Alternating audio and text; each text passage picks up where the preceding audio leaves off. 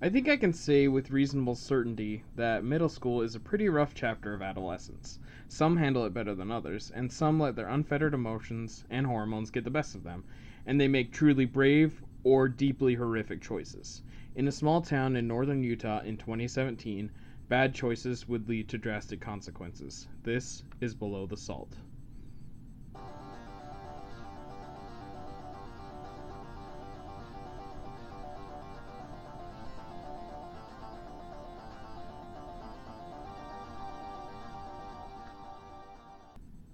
All right.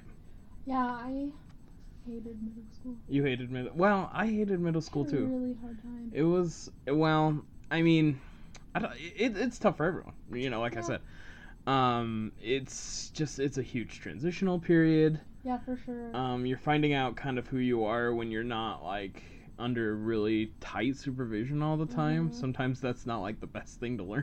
Yeah. And who other people are, people you thought your friend might be your friends might not be, people you didn't expect to be friends with become your friends. It's chaos.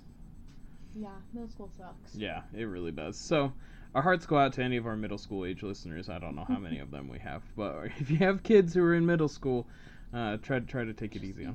Yeah, they're going through a tough time. All right. So, this takes place in Cache County. Do you know Cache County? A little bit. A little bit.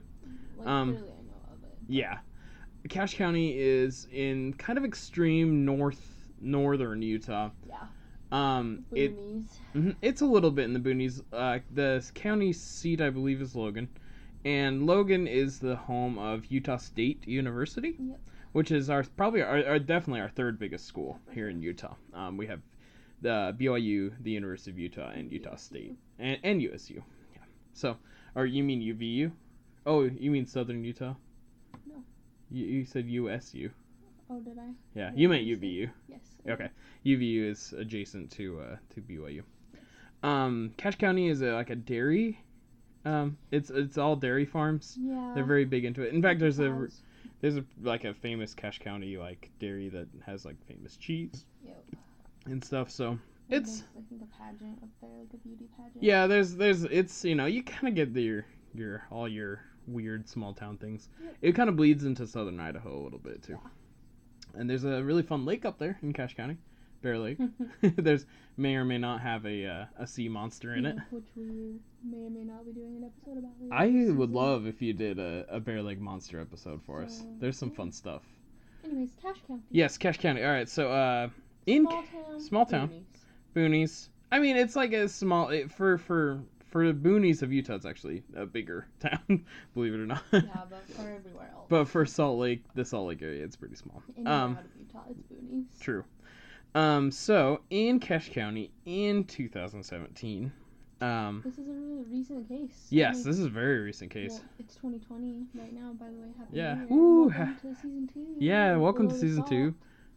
Here in the 2020s. It's a brave new world. All right. So there's this girl in 2017 named Deserae Turner. She was 14 years old, so I guess she was born in 2003. Yeah. If that checks out. Very normal Cache County girl. She was described as thoughtful and intelligent, and she was on the equestrian team at her school, and she was actually one of the better equestrians. Good for her. Yeah. That's cool. Her teacher said that she was a good student, and she had a bright future. Like many teens and girls, she liked talking to boys. Of course. Which, not a crime, yeah. So yeah, pretty much stereotypical 14-year-old, which kind of highlights the horror of this, like that. Absolutely. This is a normal person making normal choices, and something, but just out of the left field, horrific happened to her. So, one of the boys she was talking with a lot on Snapchat was Coulter Peterson. He was 16 at the time, and she talked with him more than he would have preferred. So, hold on just a second. She's 14. And he's 16. And he's 16. Is she in the last year of middle school or the first year of high school? I think she's in the last year of middle school. Okay. Yeah. And, because she's 14, and it's February. Okay. So she 14 and 16 is a little weird. It's a bit of middle school and a high school is a little strange. Yeah, there's a divide there for sure. Yeah.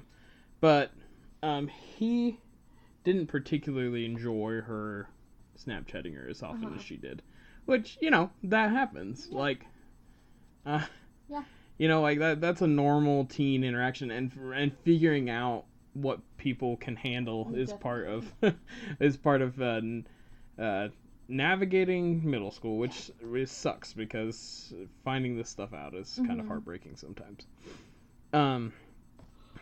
Coulter would rather spend time playing video games with his buddy Jay's. It's spelled his name's. I think they pronounce it Jason. But it's spelled Jayzon. So Jason, Jason. Not really 100% sure on the pronunciation. So he'd rather be playing video games with his buddy Jason, who's 15. Okay. So he slants younger with his crowd too, I guess, maybe a little bit. Like, he might be just 1 grade ahead of her. Okay. Based on how the birth dates line up. Okay. Coulter said, "Man, I wish we could just get rid of her."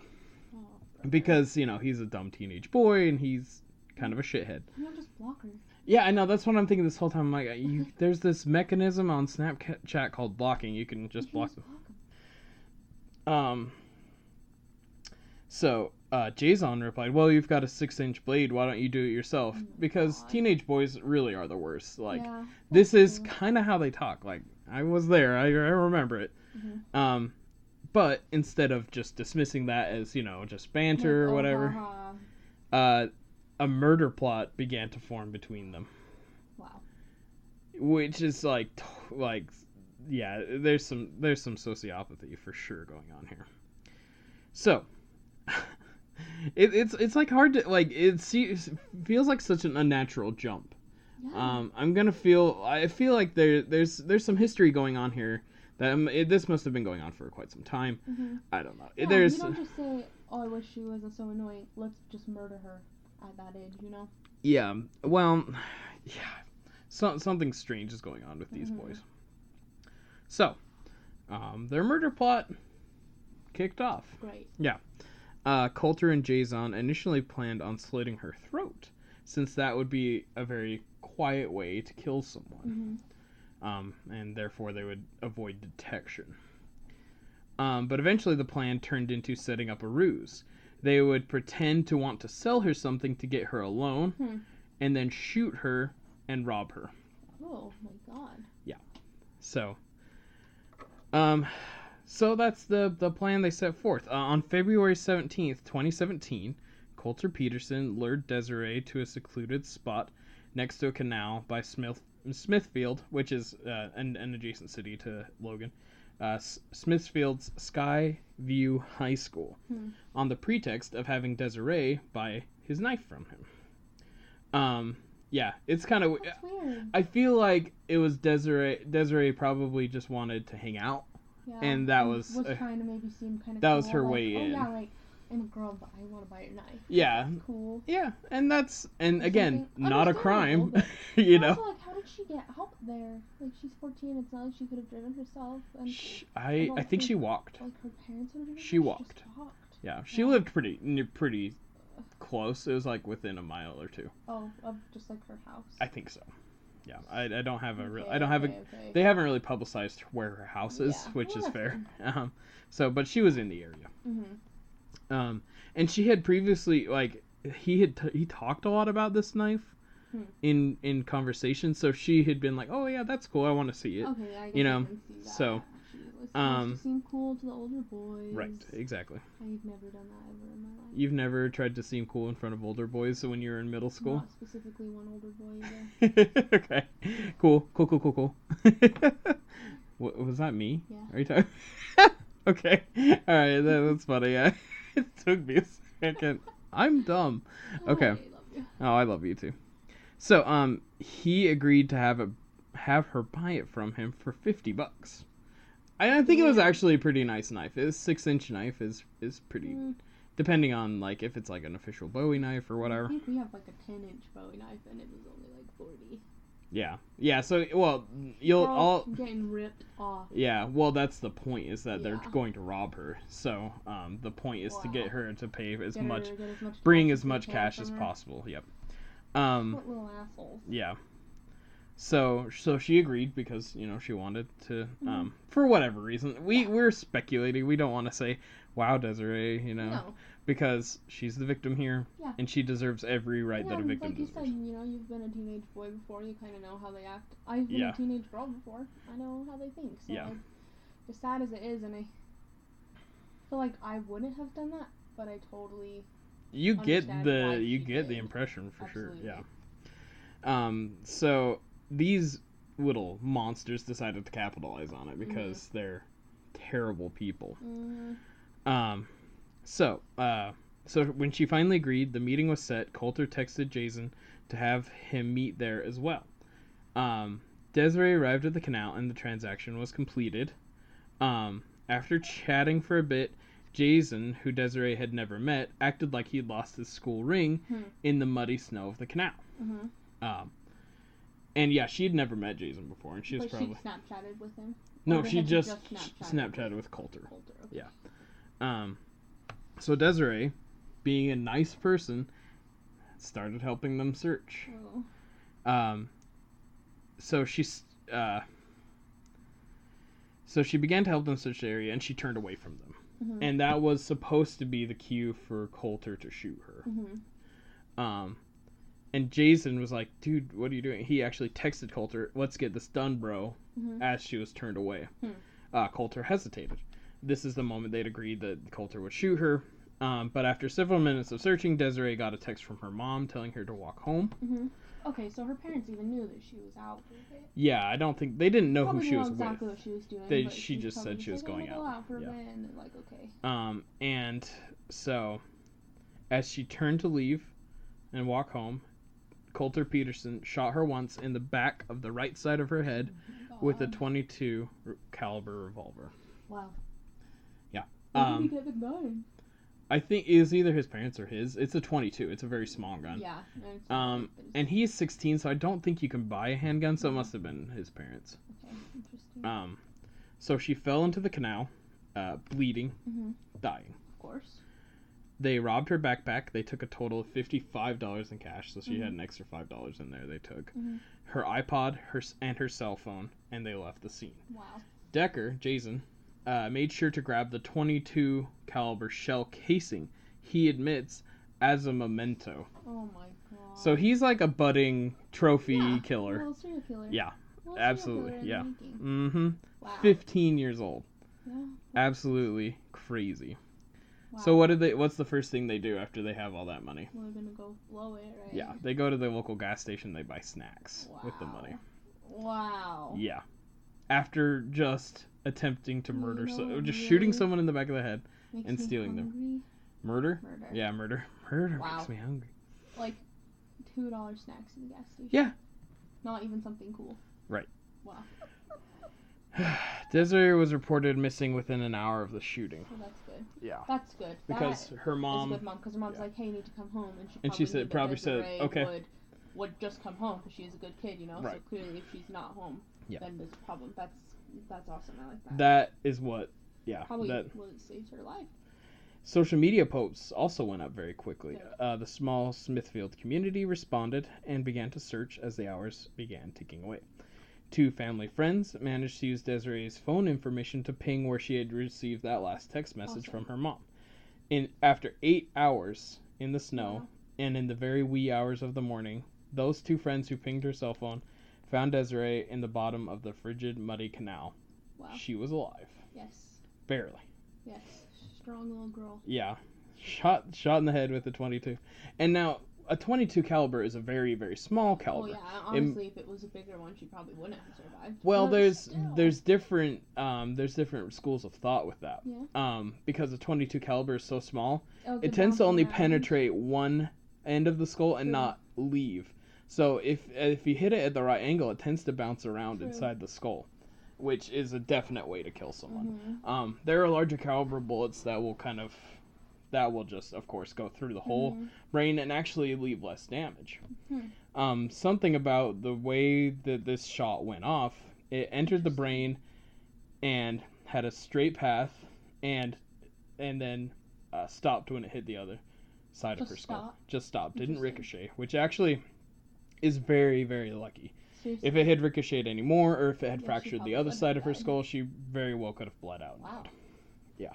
So being shot in the head with a .22 and surviving might even be more likely than getting shot with different calibers, depending on the situation. So she survived, which is very, very rare, especially just laying for 8 hours. I know, I was going to say, you're just the laying in the cold in the canal, like you're wet, you're freezing. Oh, yeah. You're just a little girl. Well, actually, there's some schools of thought about that as well, because when you're colder, maybe her blood wasn't your blood can kind of slow down a little bit, and it can preserve brain function. But even just holding on, you know, like there's... Yeah, just the fact that you're bleeding from a traumatic brain injury. Go. Yeah, absolutely. I fully believe that. Just having a traumatic brain injury and not getting medical treatment for 8 hours is insanely rare to survive. Yeah. So she is both incredibly lucky and incredibly strong-willed. Mm-hmm. So, after her mom's friends find her there in the canal, she's rushed to the hospital. And the police quickly surmised what had happened to Deserae from her phone records. And from shoe prints at the scene. Uh-huh. So, because there's snow everywhere. Yeah, no, these kids failed crime school for sure. This is the work. They knew instantly that it was the work of Coulter Peterson and Jason Decker. Mm-hmm. When the two were brought into the police station for questioning, Coulter confessed immediately. Mm-hmm. When asked why he would do such a heinous crime, he replied, "I just didn't want anything to do with her Snapchatting me anymore." Wow. Yeah, totally a reason to murder someone. Wow. Jason denied any involvement in the case because he's a little bit more spooky than Coulter. He's the one who picked up the casing. And he's the one who suggested that they cut her throat. And and he's the younger one. It's weird. It's really weird. As he sat in the interrogation room, police executed a search warrant on his room in his house and found the spent .22 shell casing. Mm-hmm. It was his murder trophy. Upon hearing about this new evidence, Jason cracked and confessed as well. Because he's a punk. Man, what a piece of junk. Upon arrival at the hospital, Deserae was placed into a medically induced coma to protect her brain function. Mm-hmm. After several surgeries at Primary Children's Medical Center, which is like one of the best children's medical facilities in the country, as far as I've heard. It's here in Salt Lake City. Deserae was eventually brought out of her coma. I think it was after about a week or so, and reunited with her family. She said, my first memory is my dad coming and holding me when I woke up in a mysterious place. Oh, that's sad. He said, "Des, I want you to know that you're safe, but you've been shot and you're in the hospital." My big question was, who could do this? Who would do this? And I finally found out later down the road that it was kind of a shock to me. I was like, "Wow, I thought we were friends," said Turner. She says, the only thing I remember from the interaction was I remember the mud, and I remember turning to walk away to go home." Wow. So, due to the damage to the right hemisphere of her brain, Deserae has limited nervous response from the left side of her body. Mm-hmm. It's somewhat similar to like a stroke, how a stroke can affect one side of your body. It's different because it's a different kind of damage, but so she struggles to use her left hand and arm to do really complex tasks. Mm-hmm. And her left leg, she struggles to walk with it, and she struggles to see with her left eye. Interesting. She suffers from regular debilitating headaches as well from the brain damage. That's miserable. Yeah. She doesn't have much energy. Right after, for several years after the injury, she spent hours every day in a hyperbaric chamber to increase her oxygen flow to help her brain heal. Her motor functions are slowly returning through physical therapy and medical intervention. She's had 10 brain surgeries to make sure everything's working okay. And brain surgeries can actually increase the headaches too, which is too bad. The .22 caliber bullet is still inside her head. Oh, really? Yeah. It's on. I think it's near the. More dangerous to go in and get it out. It's absolutely more dangerous to try to remove the bullet. And the bullet's not hurting anything in there. No, yeah, it's just It's just a little hunk of metal that's inside you. So many people have surgical metal inside them all the time. Anyway, but it is kind of a haunting thought that something that someone tried to kill you with is still inside you. Yeah, it's spooky. But a lot of people have bullets inside them. A lot of people who have been injured. It doesn't really do any good to remove the bullet if it's not actively causing problems. So they leave it in. That's crazy. Yeah. So both the boys were charged with aggravated attempted murder, aggravated robbery, and obstruction of justice, to which they both pleaded guilty. Good. Yeah. So let's get into the sentencing phase here a little bit. Coulter Peterson was sentenced to 15 years to life, which for attempted I think is about normal, even for an adult. Especially. Which is funny because like attempted murder doesn't like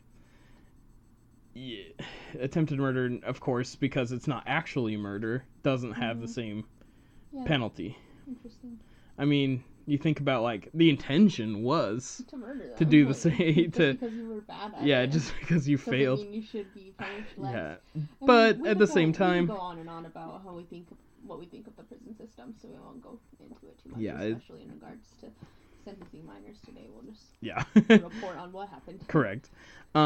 Honestly, though, he got the 15. I think 15 years to life actually makes sense for an attempted murder from a minor on a minor. But it's just prison. The whole shitty stuff happens. Oh yeah. There's not going to be. I don't think there will be real rehabilitation. No, probably not outside of an informal prison setting. I don't think. So that sucks. But anyways. When Peterson's attorney asked for the judge for a shorter sentence considering his client's age, remorse, and amenability to rehabilitation, the prosecutor, Spencer Walsh, said that the teen should not get any credit for Deserae's remarkable will to live. No. Yeah, exactly right. Yeah. Walsh went on to reiterate the shocking details of the crime, as well as other red flags in Peterson's history. They showed that this simply wasn't the consequence of a boy with depression who caved under peer pressure from his friend. Apparently, he had clinical depression. But it was a callous act by a teen who was obsessed with weapons and violence and who had threatened to harm other girls in the past. So this had been maybe a little bit coming.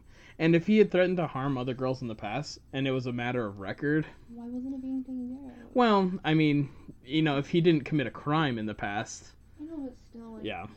Why wasn't he getting therapy place. Before? Exactly. Yeah, well, I don't know. If you don't want to be rehabilitated, it's impossible to rehabilitate you. Like if you don't want therapy to work, then it's not going to work. You know what I mean? But yeah. Anyway, as the judge handed down the sentence, he called Deserae and her family an example for the community. And while he had this to say to Peterson, there is evil in the world, no doubt. What you did to this completely innocent young girl, as you know, was evil and horrific. You are young and not so far gone that you cannot obtain redemption someday. Deserae then spoke of the physical, emotional, and social injuries that the debilitating gunshot has left her with. She then asked to turn and face Peterson, telling him of the anger and betrayal she felt and the bleak futures he had left them both with. She said, "Good luck in prison, and remember that because of you, my life is a prison." Deserae said, as the tall teenager hunched in front of her, trembling and crying. She said, "Welcome to hell. I've been here for a year now." Which, like, I'll get into that. I'll get into her comments. I'm gonna just go over Jason's sentencing as well. Jason was also sentenced to 15 years to life. The judge again, I think this was a different judge, again praised Deserae as indomitable as he handed down the sentence. Jason's lawyer had also asked for a shorter minimum sentence, saying Decker's role was less serious since he didn't pull the trigger. And Decker had an otherwise clean record, and he was too young to have his brain fully matured. Yeah, I don't know about that. That's true, but like most, not every 15-year-old with an immature brain is going around shooting people. Yeah. But the judge found the teen was legally and morally just as responsible for the crime as the boy who had pulled the trigger. Good. Turner said in court, Deserae said in court, to the boy she had only met the one time, "You are evil. I wish this had never happened," she said. Good luck having life in prison, and remember that because of you, my life is a prison too. So she said very similar things. So you hear a lot about stories about how everyone deserves forgiveness and stuff, but honestly, sometimes it kind of feels good to have the victim say to the perpetrator, I know. like, you are a piece of garbage. Like, you deserve this time in jail. Yeah. Like, I mean, people always say, like, you can't really move on without forgiving them, but I think that is such bullshit. Like, you can move on and have a good life and still say, yeah, they fucking suck. Yeah, they're monsters and they deserve my forgiveness, and I'm having a good life despite what they did to me. Yeah, exactly. You know, especially if you're young and you're like in pain every day from the things that they did to you. Like, most people don't even learn how to truly forgive people until they're adults. You don't need to do it when you're a teenager. Yeah, it definitely takes time to heal and to forgive and to make sure you don't let trauma and anger kind of just consume your life. Yeah. After the sentencings, Deserae had this to say about her attackers and the events of that night. What's really helped my heart is knowing that Coulter was sad for his mistakes. I know that he felt remorse, and then, for me, just because of the way I am, I felt sorry for him afterward. Mm-hmm. And after I wrote a letter to his parents saying how bad I felt. Jason, at his sentencing, didn't even look at me. He had no empathy and didn't care. Mm-hmm. It was like a screw you type thing. I do have one regret about that night, and it was not telling my parents where I was and who I was going with. Mm-hmm. Maybe this wouldn't have happened if I'd told them. They would have found me faster. I would probably be better off. Yeah, that's sad. So, kids, tell your parents where you're going and who you're with. And parents, keep track of it, man. Just ask your kids where they're going and who they're going with. It's really, that is a good practical lesson from Deserae here. Yep.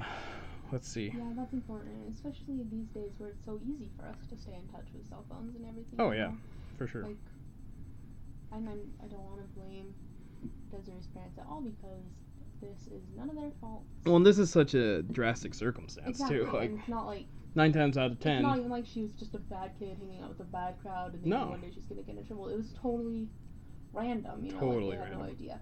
But yeah, like when I was growing up, my mom always knew where I was and who I was going with, and my mom was a little extreme about it. Like, yeah, I've heard some stories. Yeah, one time I remember I used to walk to and from school, and it was a little more than a mile. Mm-hmm. And so I would have to send my mom a text when I was leaving the school and when I got home because she would still be at work, so I'd be by myself for a little bit. And one day I accidentally just forgot my phone at home when I was at school, and I didn't realize that until later when I was leaving and I was going to text her that I was leaving. Mm-hmm. And I knew that she would freak out if I didn't text her. So I ran home as fast as I could, and I got there in like half the time that I normally do. Mm-hmm. And I got inside, and I was frantically trying to find my phone because I knew that if I wasn't going to text her soon, she was going to be freaking out. And before I found my phone, I got a knock on the door. I went down, looked out the peephole, and it was a cop. Yeah, your mom had called the cops. Yeah. Yeah, because my mom had totally called the cops because I hadn't texted her for about half an hour. Yeah. Later than. And honestly, better safe than sorry in that scenario. The cop's like, is this your mom? She showed me her number. I said, yeah, that's my mom.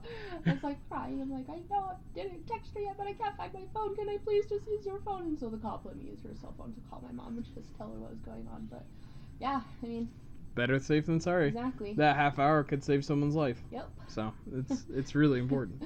Yep. Also, Valerie's mom is great, and we love her. She's great.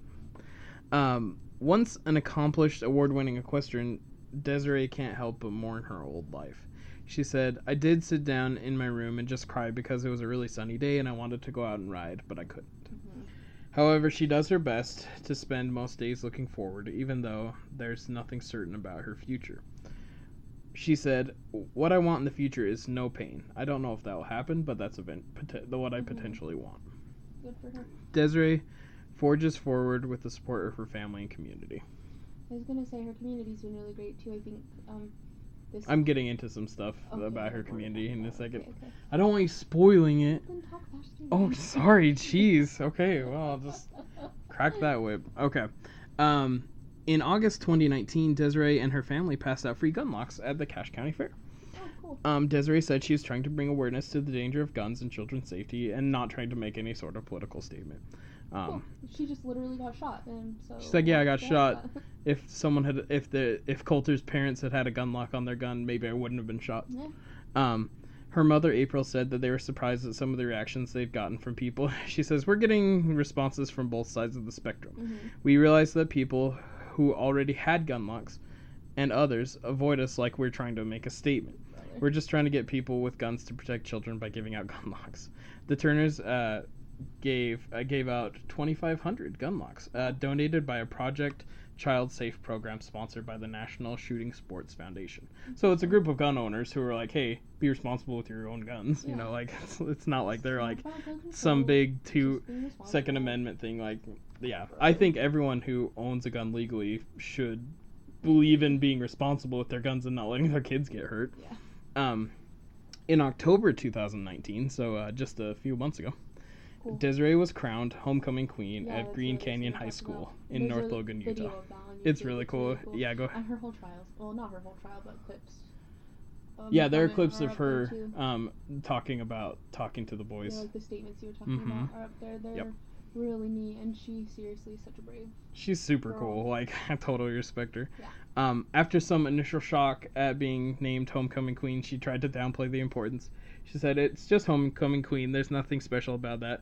And then she said, "But then if you think about what I've been through, I guess it is very special." Yep. Then all she could think about was her outfit. She said, "Oh my gosh, I need a dress. I need someone to do my hair. I need to do my makeup." She remembered thinking and bouncing around her house after she found out. A few fairy godmothers in the community paid for her silver dress. That's a quote from a local news source. They called them fairy godmothers. They curled her hair and did her makeup. She's earned legions of supporters with her story. And there's many in her community that wanted to chip in and help out, which is pretty cool. She took a close friend as a date, and she was walked down the football field by the homecoming king, and he helped her kind of keep balance because she still struggles to walk on her left leg.